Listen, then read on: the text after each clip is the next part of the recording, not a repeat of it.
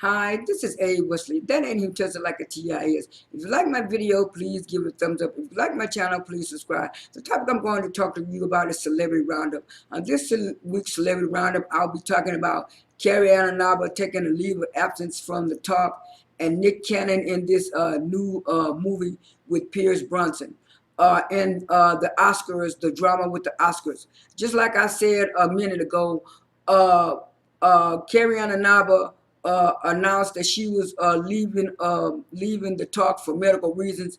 I mean, I really didn't know about it until I heard I saw a clip of Cheryl Underwood talking about it on Monday's episode. But they were saying that Carrie Ann Inaba had got on her, I guess, Instagram page over the weekend and said that she was sick and she was tired and she was gonna take a leave of absence from her job on the talk because of health reasons. And then yesterday, I looked on my YouTube page and I see where she was on Bills talking about that she had an autoimmune deficiency. She had been suffering with that for years, but then she also said that she found out that she also had some kind of I can't remember the name of the disease, but where it affects where it where she was tired and drained all the time.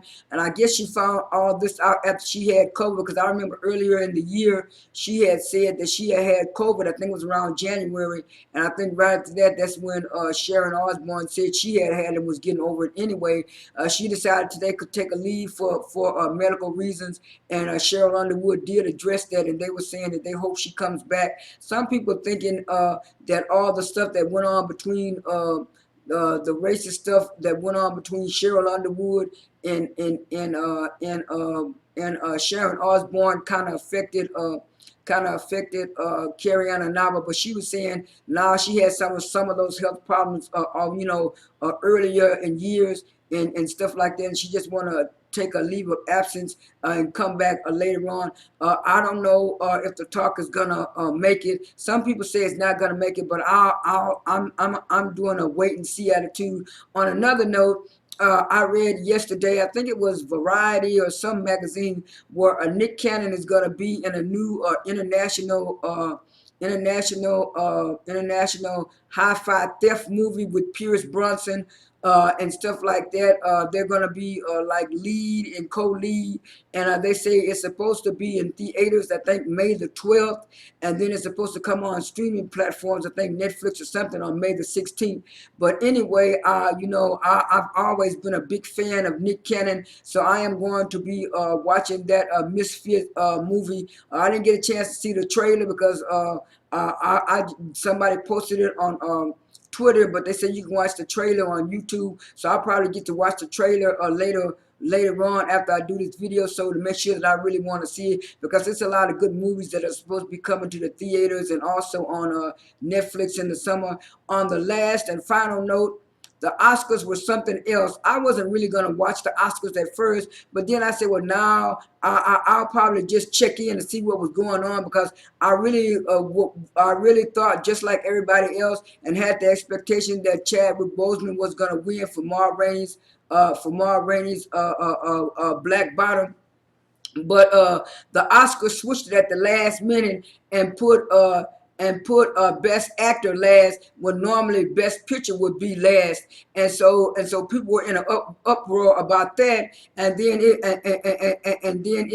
was like they kept giving anything that had to do with black people, they kept giving it to Judas and the Black Messiah. And I think that they did that because a lot of black people have been saying, because Daniel Kaluuya is a European actor and stuff, and even though he did do good in that movie, everybody said that Chadwick Boseman's performance was much better, but I think they didn't want to give a black man a black man lead role.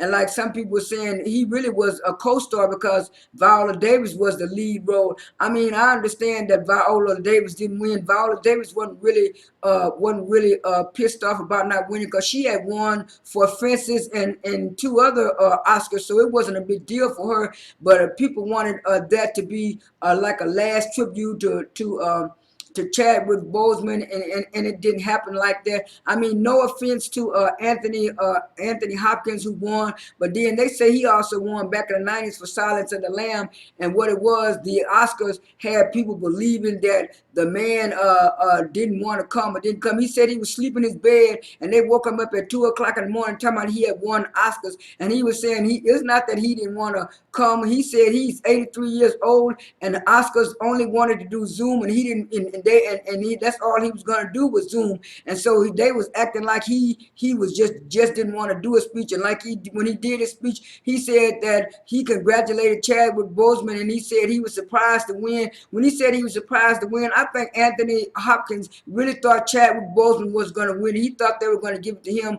but the Oscars didn't give it to him, and like I said, later on, I'm going to put the fashions in. I like the Regina King's or what she wore. I like what Audrey Day wore. I liked it what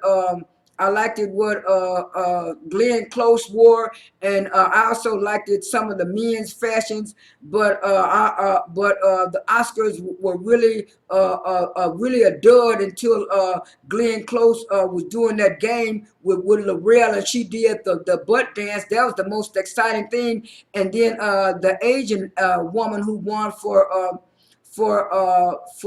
best.